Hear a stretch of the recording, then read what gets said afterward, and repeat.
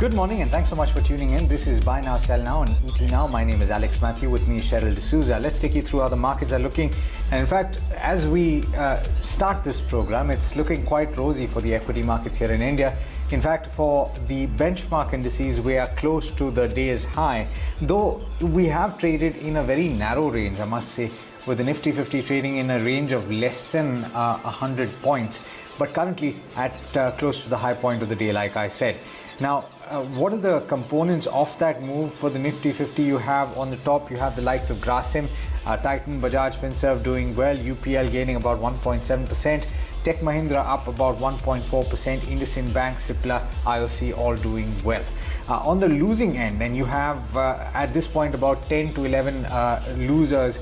You have the steel companies that are losing ground today, JSW Steel, Tata Steel, and that's probably on the back of a damning report, if you can call it that, by Credit Suisse, where they've said that the ongoing surge in commodity prices is not on account of a super cycle in commodities, but on account of inventory factors that are at play, and this is not really going to last very long, is what they're saying.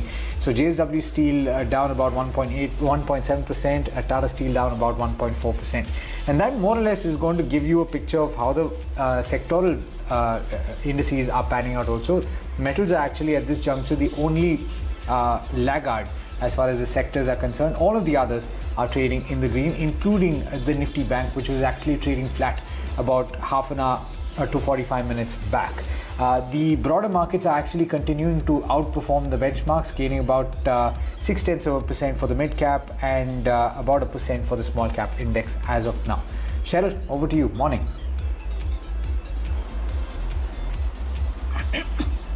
Good morning, Alex. A lot of stocks in focus today, mainly on back of the earnings report. First up, I'll talk about Transport Corporation. That particular counter is surging in trade on back of good earnings. You have Thermax that is surging in trade as well. You have Kirloskar Brothers also moving on back of its earnings. Apart from that, you have VIP Industries, Lux Industries. All of them are moving on back of earnings. BPCL is all set to announce its Q4 earnings later today, so all eyes on that. Also, investors, or rather everyone, is going to closely watch out on what actually BPCL talks on the dividend aspects of that. So all eyes on BPCL. You have Dish TV that is surging in trade today. This surge is coming on back of yesterday's surge as well, so that's why it's in focus. Also, you have PNB Housing and Titan also in focus in trade today. But you know, Alex, yesterday there was one counter that was surging in trade, and that was Finolex Cables. But what exactly led to this particular up move coming on Finolex Cables, or what sort of factors are aiding the performance or outperformance amongst its peers over the last 1 month? My colleague Vinny is here to take us through Finolex Cables, which is part of the BNSS spotlight today. Vinny?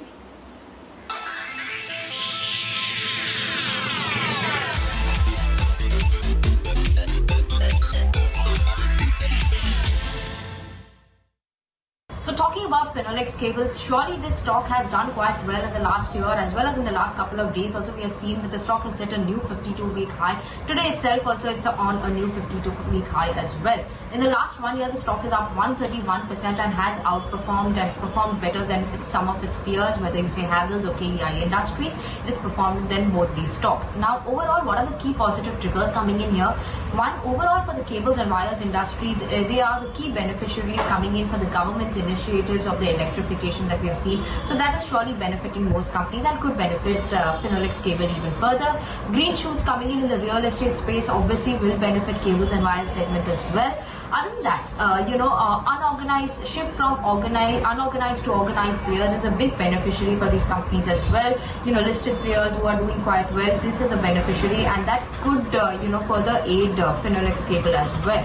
Now, overall, cables and wires industry is also expected to grow at a 12% CAGR from FY20 to FY23 expected. So that's something that we should keep an eye out on. Now, specifically, let's talk about Finolex Cables. They are majorly focused into the retail B2C business. So that is more on the housing side and real estate demand. So if, like I mentioned, green shoots coming in over there will benefit Finolex Cables. So that is something we should a positive trigger for Finolex Cables. Other than that, the pickup, the company is witnessing a pickup coming in the communications cables business as well. So that is a positive sign as well coming in for the company. Other than that, they are the best in class in terms of return ratios as well. That's a return on capital employed compared to its peers. So surely we should watch out for Finolex Cables. And given that right now Havells and Polycab both have reported a strong set of numbers in Q4, we could be expecting the same coming in from Finolex Cables as well. And overall, valuations of Finolex Cables is much cheaper than its peers, whether you see AEI Industries, Polycab or Havells.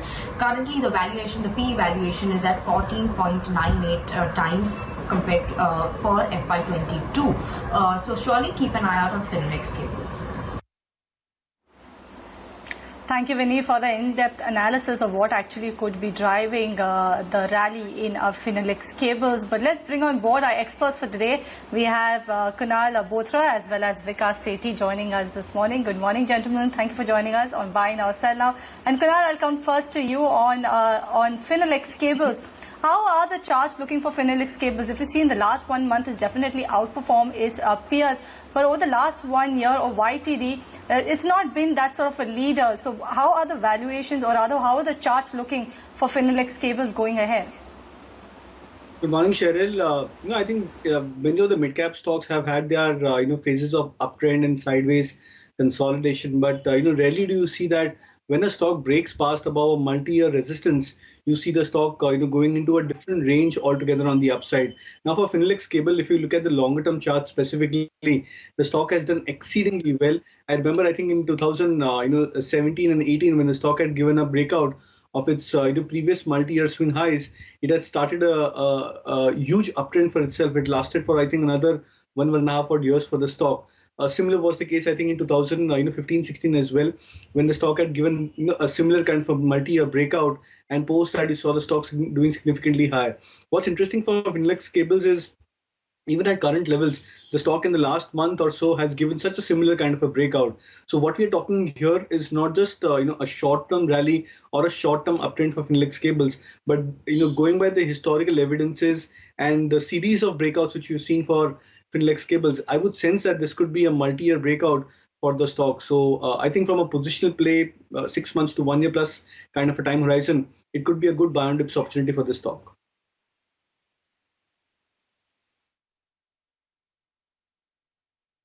Excellent. There's certainly a stock to watch out for, particularly in account of recent moves, right? Because that's exactly what I want to understand from you. Good morning to you. And we had Vinny very succinctly talk about the earnings capabilities of this counter, and also the valuation metrics that are currently at play, and the fact that it is trading at a significant discount valuation-wise to its peers. Why do you say that is, and do you think that there is a possibility of a bridging of that gap based on what we saw yesterday? Good morning, Alex. Good morning, Cheryl. Yeah, I also have a similar opinion. I like this stock. Fundamentally, a very good company, and this company is a leader in telecom as well as electrical cables, and they are also into fast-moving electrical goods like fans, like LED lights, and switches and MCB. And this this company is expected to do pretty well over the coming quarters, coming years. And most of the companies in the sectors are in this sector are doing well. And with 5G rollout expected, and then the government's focus on digitalization with connecting pan-India through optic fiber network, I think this company would continue to grow in the times to come. And I'm bullish on the stock, although the stock has run up in the very short term. I think one could wait for declines to start accumulating this stock. However, my target would be 600 rupees in about 9 to 12 months on the stock. I just want to take this a little further though, and because is there a particular reason why the street has given the valuation that it has given to Finolex Cables? Havells enjoys by far and away the best earnings multiple, right? Is that something that is indicative of what the darling of the street is, or is there some business aspect that is causing this valuation gap? Alex, I certainly feel there would be something in the financials of the stock which is ensuring that this stock trades at a reasonable discount to its peers. I was just looking at its balance sheet. So they have a return on equity of only 13%, I think, which is pretty low compared to its peers. That could be one reason why the stock is not being fancied by, big investors or mutual funds. But even with these kind of financials and the prospect which this company's business has, I think it would do well. And from here, I think there would be a lot of catch up which this stock can do. So I would recommend a strong buy on every declines in the stock.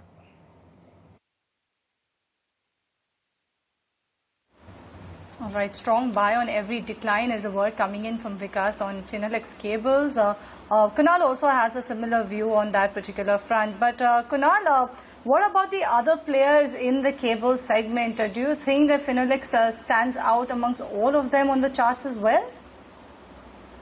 No, the other immediate peer which I look at on the charts is Universal Cables. I think that stock has been an underperformer. So when you look at it over the relative highs, I think in 2018 or 2019, the stock was at 320, 325 levels. In the March 2020 low, when many of these mid-cap stocks corrected, the stock went from 325 to 75 or 78 levels, and then now it's at 190, 195 zone. So it's still not recovered the entire or recouped the entire losses of the last 2-3 years back. So that's what when you try and compare this with many of these other stocks, I think it seems to be that Finolex Cable seems to be one of the strongest stock in that pack, and the fact that the stock has given a multi-year breakout time and again. So it's not as if that this comes as a surprise breakout for the stock over the last 5, 7, 10 years, but the fact that these stocks have done phenomenally well and given a consistent kind of a move in terms of indicators, I believe that the move could be here to sustain. So the other stocks from the same sector, they can probably play a catch up, but I think the leadership quality seems to be intact into Finolex Cables.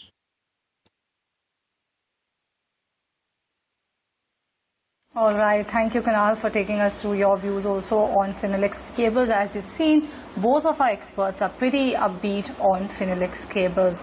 All right. On that note, we'll slip into a break in this edition of Buy Now, Sell Now. But when we come back, we'll come back with your queries, so don't go anywhere. Welcome back. You're watching Buy Now, Sell Now on ET Now, and time for the viewer queries. And the first queries come from Ankit Garg on YouTube. He wants to get a review on Manappuram Finance. He's bought the particular stock at 158 rupees for the longer term. Vikas, what's your take coming in from Manappuram Finance? How well placed in Manappuram Finance over the longer term? Yeah, Cheryl, I like the stock. Coincidentally, this company is due to report its March quarter earnings today. I'm expecting good set of numbers from Manappuram, and both the gold loan companies are doing well on the street compared to the other NBFCs, because gold prices have also gone up, and which makes their business secure. So I think he can hold on to the stock from a 6 to 9 months perspective, and I expect the stock to hit closer to 180, 190 levels.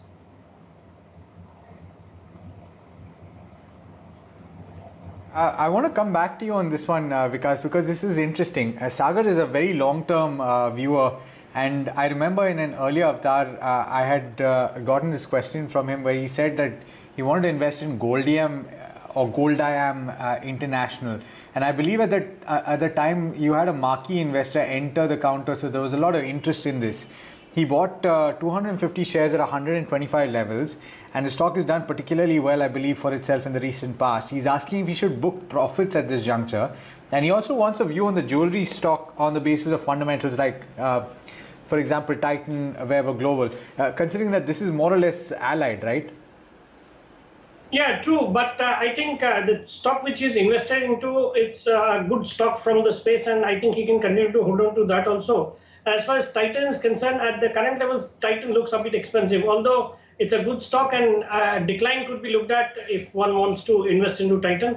But within the jewelry space, that way Titan would be the preferred bet. But since the stock looks expensive, I would wait for declines to be entering into the stock. And since he's already bought into Goldium at a pretty good price, I think he could continue to hold on to Goldium.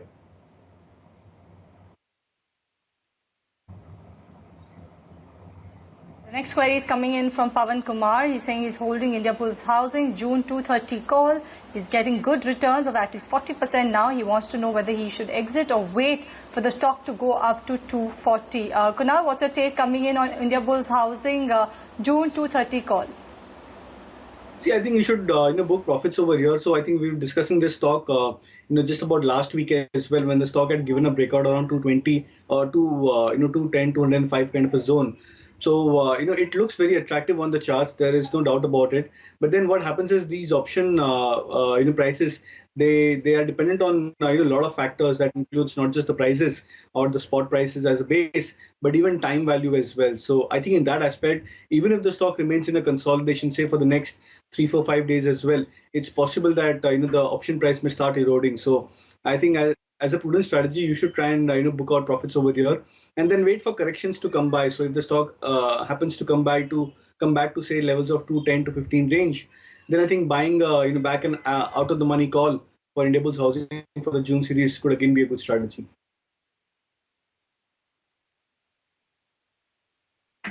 Okay, we've got a few queries coming in, quite a few in fact, on YouTube. I'm going to take Sandeep Surana's query, and this is on South Indian Bank.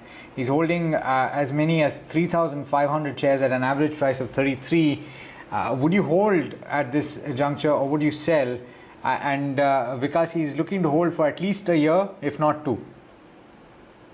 Alex, the investor has bought this stock at a pretty high price, and his wealth has eroded quite substantially. But if you ask me, at the current levels of around 10 rupees, the stock looks to be a buy. One could be the recent quarterly results also were good, and I'm expecting substantial upside from these levels. However, his levels would be pretty difficult in the next, say, at least 2 years. So since he has a horizon of 1 year, I think he could hold on to the stock, and I think by that time we can easily see a 50% upside on this stock.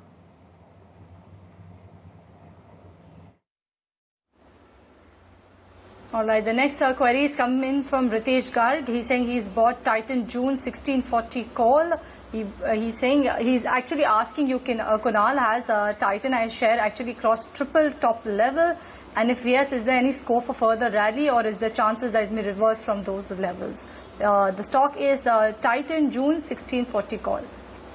I think it's a good strategy which the viewer has taken for Titan, because I think if I'm not wrong, he was patient enough to wait for that breakout, and I think finally the stock has given that kind of a breakout. So it's almost a 6-month-old breakout. I think from December 2020 highs or Jan 2021 highs, I think the stock has finally managed to surpass that big resistance of 1570, 1585 approximately. So it seems to be a good breakout. And whenever typically we see these multi-month breakouts coming by for stocks, it results into the stock going up much higher over the next couple of weeks. So since you're looking at June expiry, which could be another 3 to 4 weeks from current time, I think it's a good strategy to hold on to the 1640 call for Titan.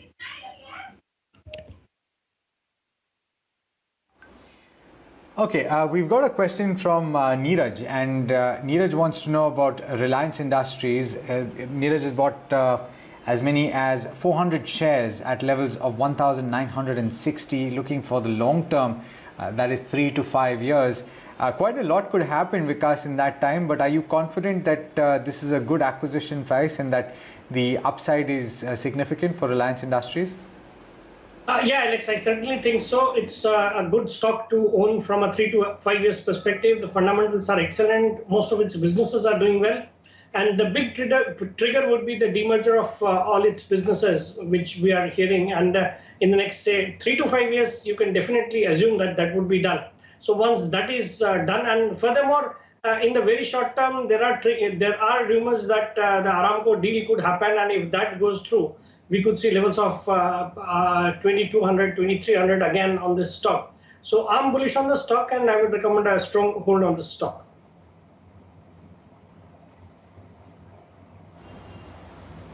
All right, the next query is coming in from Sherry, and this is about the crude oil prices, saying that it is rising, and will this actually have an impact on IOC and HPCL, because petrol is manufactured from it? Will also will the margins decrease going ahead? Once a view on IOC for the next 1 month period.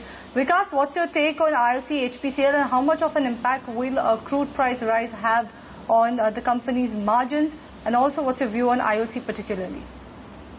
Yes, Cyril, both the stocks have done well of late, and their results for this quarter were pretty good, and they've been doling out hefty dividends also. From here on also, despite the fact that the crude prices would go up, which would be detrimental to their business, I think the valuation-wise, they look attractive even at these levels. Today, we are waiting for the results of BPCL along with some dividend also, which we could expect. I think the entire sector would be in focus, and from say medium to long-term point of view, I think both the stocks can be held on to, and IOC at these levels certainly looks to be promising and can be held on to.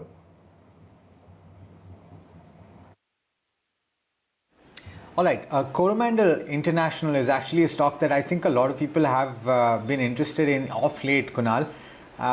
We've got Anup, who's bought at levels of 860 and is losing just a tad bit of ground, but is asking for a target and a view for 3 months. It's currently trading above all of its simple moving averages. Is there room for it to go up further?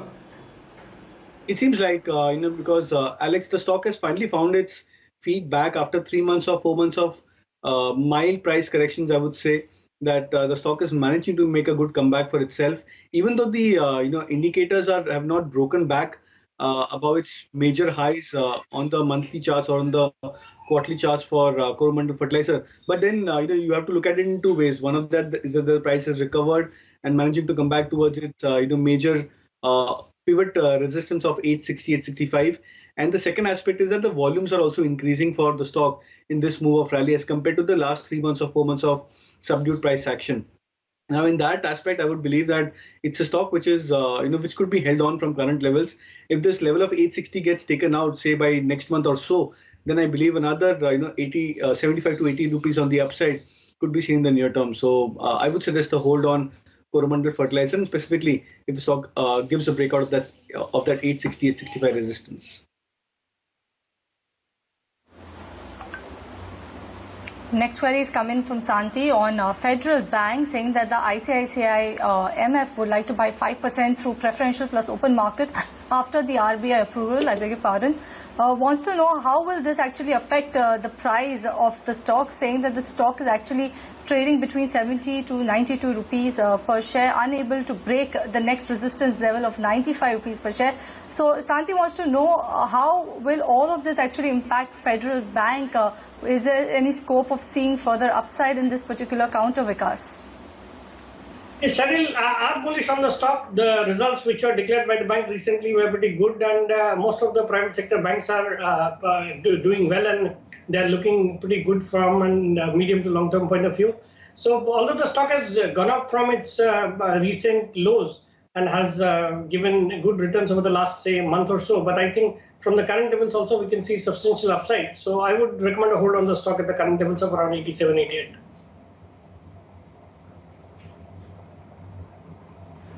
This next one is a query from Twitter. We've got Himanshu Kumar Godbole who's asking about Pfizer India for the short term. Kunal, does it make sense to enter for the short term? Well, it does. I think the stock has managed to pick up pace. I think it's forming a classical pattern of bullish flag on the daily charts. The breakout for Pfizer is around 5,400, 5,450 level for the pattern which I'm mentioning.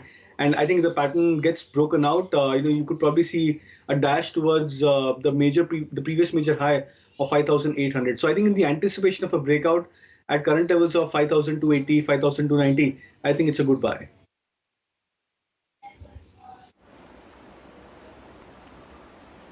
All right. The next query is coming in from Balan, saying that he has 300 shares of Ponni Sugar, which he's bought at 185 rupees per share. Wants to know whether he should continue to hold on to the stock or switch or sell. What's your take coming on Ponni Sugar's, Kunal? I don't track the stock, Cheryl, so apologies, won't be able to comment on it.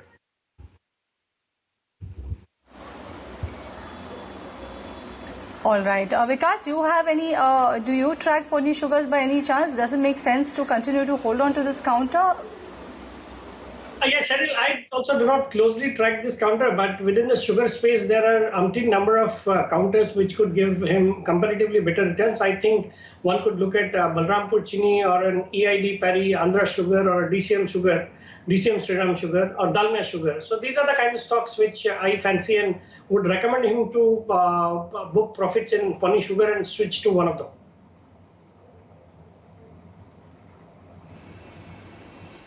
Okay. So Thomas Cook, Vikas, if I'm not mistaken, a long time back we've spoken about it as well. This is a counter, unfortunately, that took quite a bit of battering when the international entity by the same name but not associated to it announced that it was going under, if I'm not mistaken. This is quite a while back. But it's hit an upper circuit right now, and we've got a viewer who's asking whether it makes sense to hold it. Would you recommend, based on fundamentals? This is obviously a travel and tourism company, not the best time to be looking at it on the business side of it, but if you have a long-term perspective? Yeah, Alex, since currently I agree with you that times are not good for businesses like travel and tourism, hotels, and several other businesses which are impacted very negatively by the lockdown. But I think this would be the right time to bet on this sector, because in the next 3 to 6 months, I'm expecting things to normalize because of the very massive vaccination drive which is taking place across the world. But Thomas Cook would not be the stock which I would fancy. I think one could look at a good hotel company instead, like an Indian hotel, which I'd also recommended on your channel about a fortnight or a month back at levels of close to around 110, 115. I think that stock could do well. And I think unlocked theme plays like a Delta Corp at the current levels also look good. So I think these are the kind of stocks which could be looked at from a long-term point of view.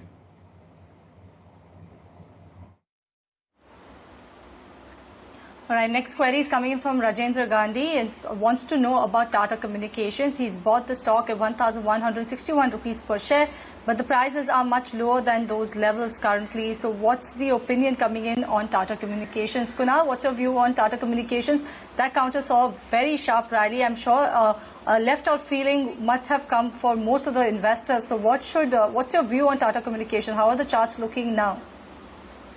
Well, absolutely. I think the stock did exemplarily well from the March 2020 lows, from being a stock which was at 200 to 20 rupees to a stock which managed to rise up 5 times, 6 times, 5x, 6x, beyond that as well.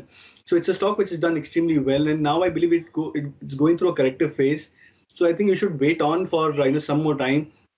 I think if you're looking to invest, because many of the indicators are now coming into a slightly negative kind of a territory, which could probably indicate that a corrective phase may soon begin for the stock.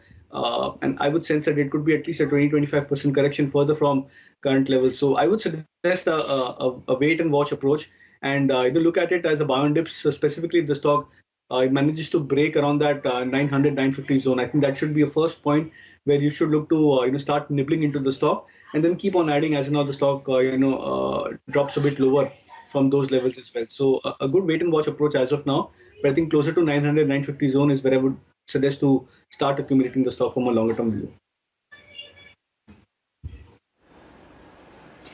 All right, now petrol prices might just be at or close to 100 rupees per litre, but the companies that are selling it don't necessarily make all that money, right? Because we've got Raghupati who's asking about HPCL, 641 shares bought at an average cost of 290 rupees per share, and he's been holding for 3 years.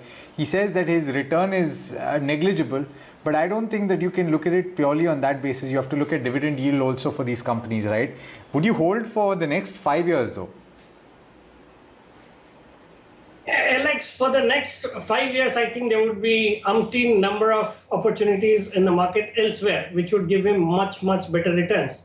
However, at the current levels, the stock remains a hold. As I was speaking a bit a while back, I think the results for this quarter have been good, and the sector would be in focus. And with the privatization of BPCL, which I'm expecting at a much higher premium than the current market price, I think the entire sector would be in focus. So he should continue to hold on to the stock for at least next, say, 9 to 12 months. And I think he would get good, decent returns from the current levels. as far as his view on holding this stock for the next 5 years is concerned, I think he should look at opportunities elsewhere.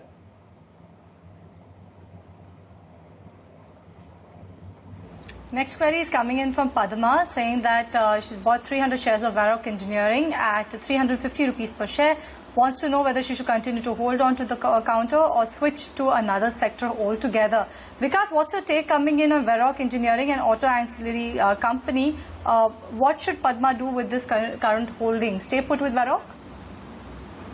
It's a good company from the auto component space, although the stock is not done as well. But I think at the current levels, one can certainly hold on to the stock. So my recommendation would be to hold.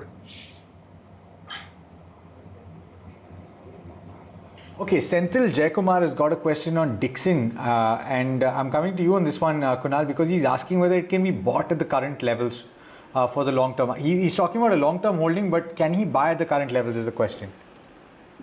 So he can start buying at current levels, but I would not suggest that buy the entire quantity or the holdings which you're looking to enter into the stock at one go.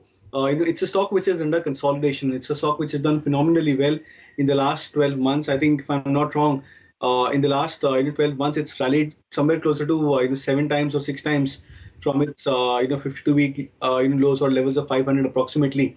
So in that sense, the stock is looking to consolidate. And when you are generally entering into these kind of stocks, you have to have a longer term time frame, because the fact that these stocks have multiplied in a short span of time, they could go into a multi-year corrections or multi-year sideways zone before they actually manage to turn around and break out once again on the upside. So I would suggest a buy on dips approach. You can start at current levels and then maybe another 300, 400 points lower from your entry price is where you should look to keep on averaging.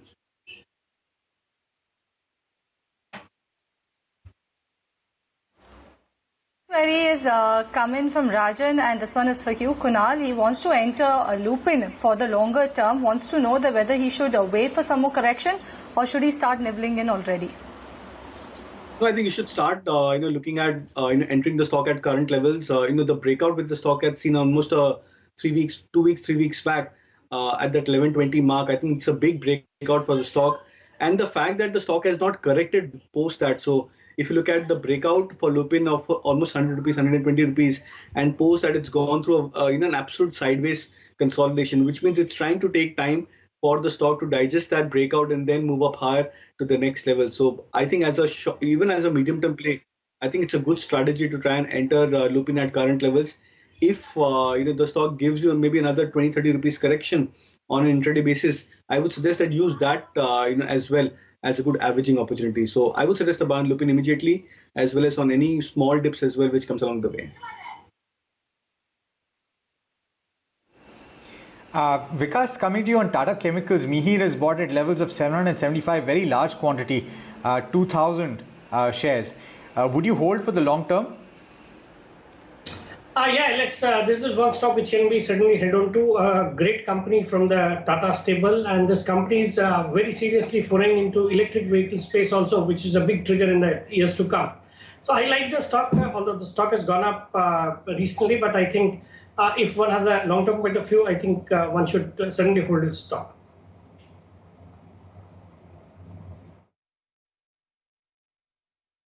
Next queries come from Chandan Mandal. Wants to know that whether you should buy SAIL at current market price for the longer term. What's your take coming in on SAIL? SAIL, Vikas, currently, yes, metals counters are under pressure, so best time to buy metal counters is particularly SAIL? Yeah, Cheryl, I like the stock, and I think the substantial correction which you've seen in metal stocks over the last few days, I think it's presenting a very good opportunity for medium to long-term investors to be buying into these stocks. I think this metal cycle is a super cycle which would last for at least a couple of years, and I'm bullish on the sector as a whole. And within the space, I think SAIL would do well. It's already corrected from its recent highs of around 140, 145 to the current levels of 122, 123. I think it's time to get into SAIL, and its results have also not come for this quarter, which I'm expecting to be exceedingly well. So my advice would be to buy into SAIL at the current levels.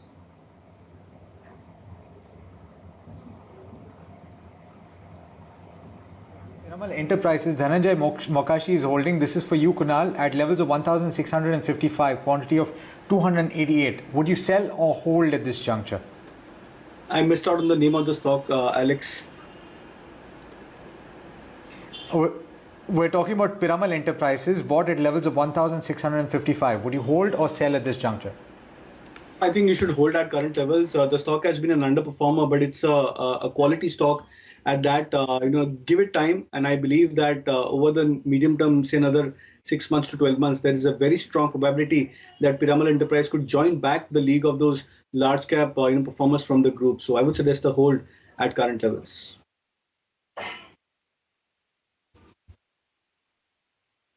All right.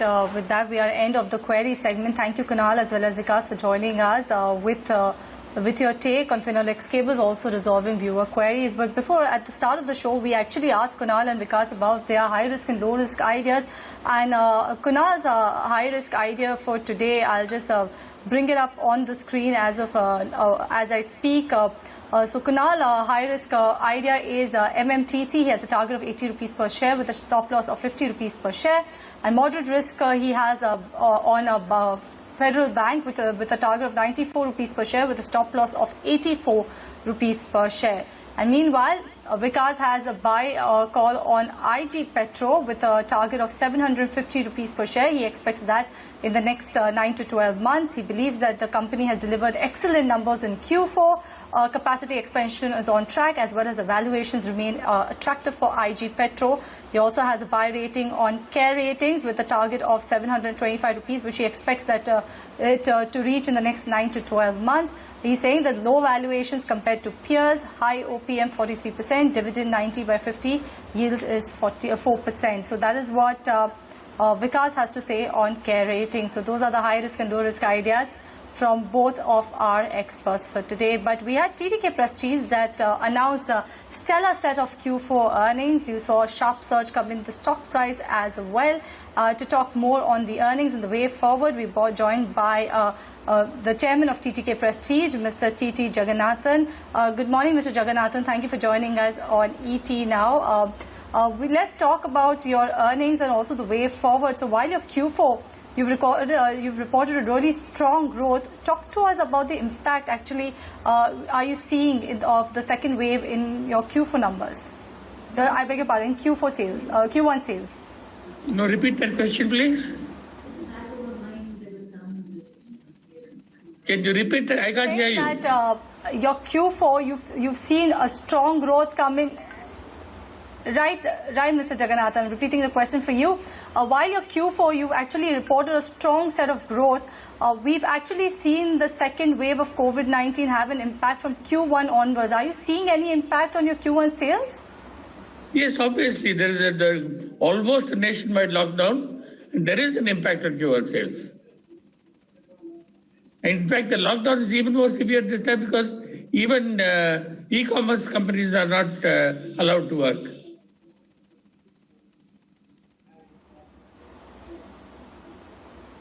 Right. Also, let's talk about your margins. Despite the increase in the commodity prices, the margins have actually remained strong.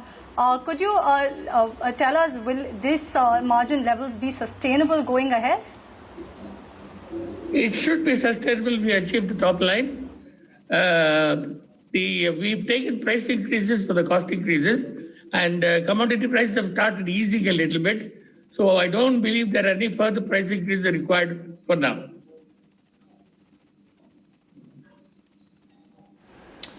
Okay, that in fact, Mr. Jagannathan, this is Alex here. Thanks so much for joining in. That in fact answers the question that I was going to ask. You've seen price hikes in the fourth quarter as well as in the current quarter. I was going to ask if it was sufficient. You said that that is in fact the case. But I want to go back to the answer that you gave us for the first question, which is to say that you are seeing a significant impact in the first quarter. And you're saying that this time the limited lockdowns state-wise are actually worse than they were in the first phase where you had a nationwide lockdown. What is the kind of impact that you expect for your earnings in the current financial year, if you can quantify that for us? Alex, I did not use the word significant. I said there is, of course, effect of the lockdown. We will actually grow the first quarter from last year. That doesn't mean anything. I mean, from bad to worse to better. But the year I can't predict. Maybe the lockdown will last in September till October. I don't know.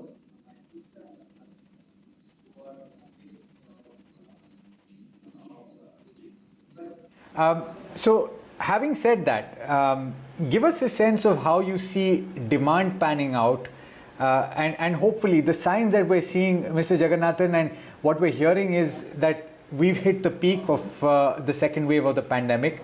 Cases coming down currently around 2 lakh per day.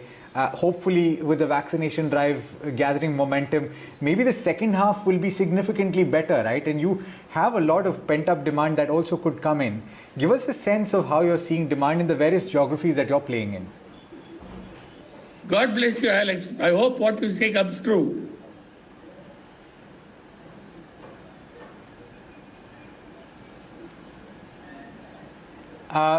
Could you give us a sense of the demand scenario that you're forecasting or that you're expecting for the current financial year?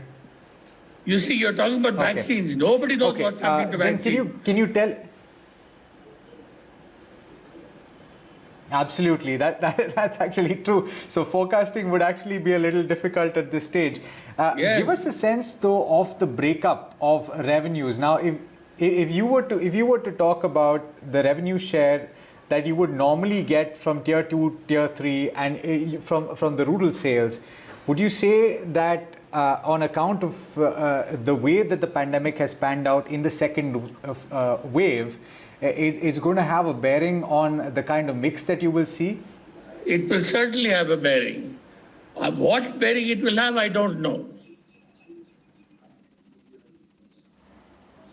The current wave, second wave, is a black box. Nobody seems to know.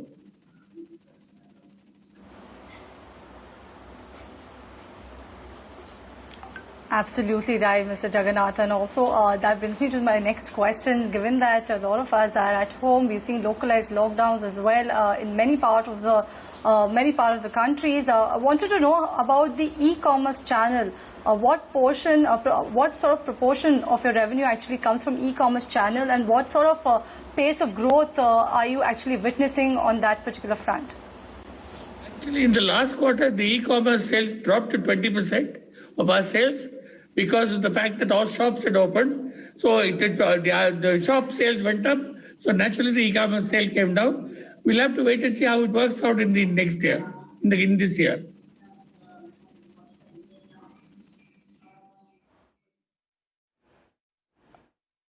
Any trend that you're seeing already in Q1, Mr. Jagannathan, that you could share with us? Pardon? I didn't hear that question. I was asking if you could share any trend in the e-commerce pattern with us, especially for Q1, if possible. Well, again, in Q1, e-commerce is doing very well. It's 50% of our sales, but our sales are very low.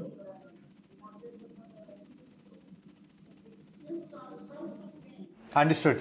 Mr. Jagannathan, if you were to look at the Q4, and this is something that I think a lot of people are alluding to, is that a lot of companies have actually shown resilience, and a lot of companies have actually managed to stay afloat and of course do well in this terrible phase that we are currently in. What, according to you, stood out in the performance of the fourth quarter for your company? I would say three things. One, our manufacturing efficiencies improved fairly dramatically. Two, our collections in the market improved dramatically, and our margins increased due to price increase.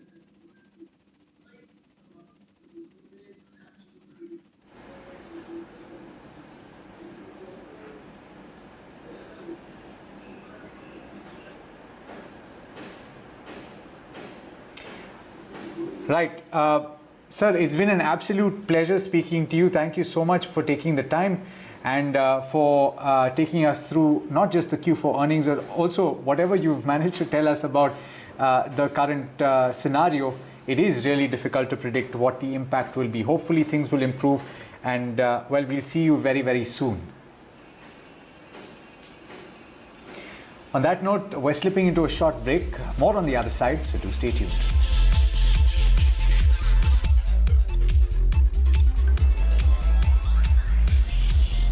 Welcome back. You're watching Buy Now, Sell Now on ET Now. And come May 28th, you will see the GST Council meeting. And this meeting will take place after a long gap. My colleague Ruchi is here with details on what is likely to be discussed at the GST Council meeting. Ruchi, definitely this meeting is taking place after a really long gap. A lot of crucial details on agenda.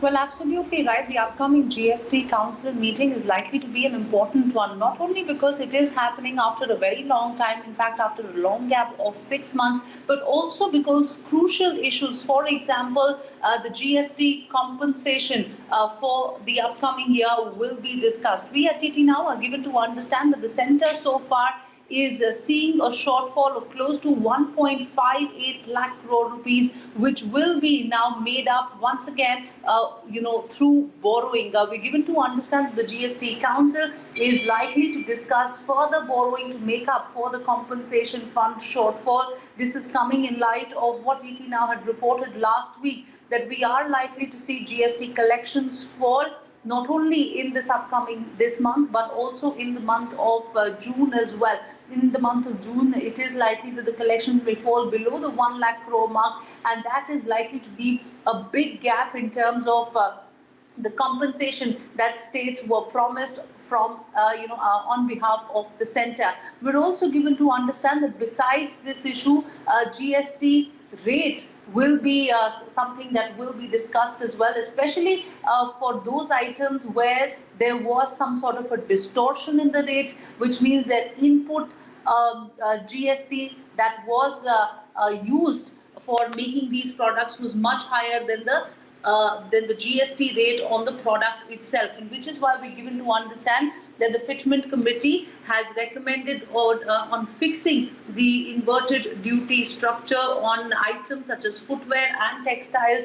We're given to understand that the Fitment Committee has favoured a 12% rate on footwear of up to 1,000 rupees and 5% rate on cotton and natural fibers and 12% on man-made fibers as well as garments. So this meeting is going to be an important one. Apart from that, of course, the GST rate on COVID vaccines and drugs will also be discussed. Yesterday, we had told our viewers how GST rate on COVID vaccines is likely to remain unchanged, given the fact that the GST Fitment Committee is not in favour of changing the rates just yet. Having said that, this is going to be a crucial meeting because states have put their foot down and asked the government to be more compassionate during these times and look at a zero-rated tax for all COVID relief material.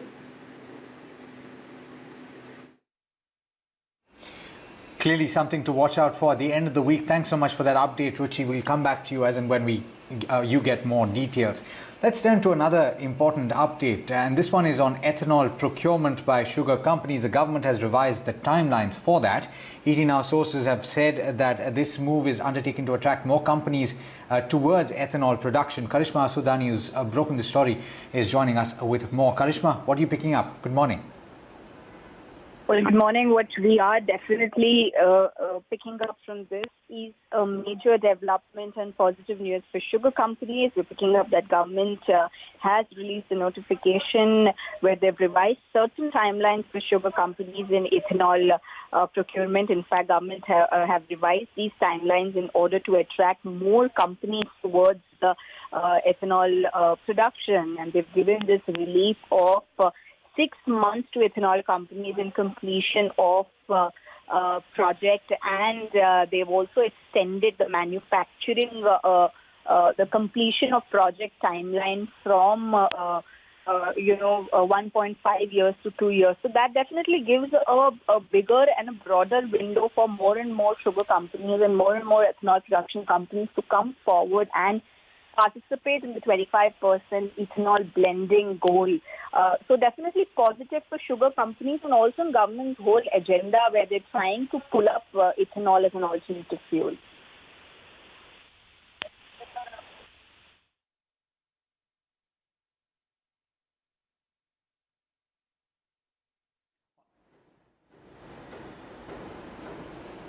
Thanks so much for that, Karishma. Clearly something to watch out for. Now, let's take you through the BNSN quiz that we'd sent out earlier today. We'd asked you who established the first iron and steel plant in India. The options were Dorabji Tata, Ratan Tata, Jamshedji Tata and Ratanji Tata. And the answer was Dorabji Tata. Quite a few of you got it right. Ashish Manis, handle every Manis. JP Sharma, all of you got it right. Congratulations to all of the winners. Thank you so much for participating. That's all that we have for you though in this edition of Buy Now Sell Now from Cheryl and myself and the team that put this show together. Thanks so much for watching. Markets at Noon is up next, so do stay tuned. This is ET Now.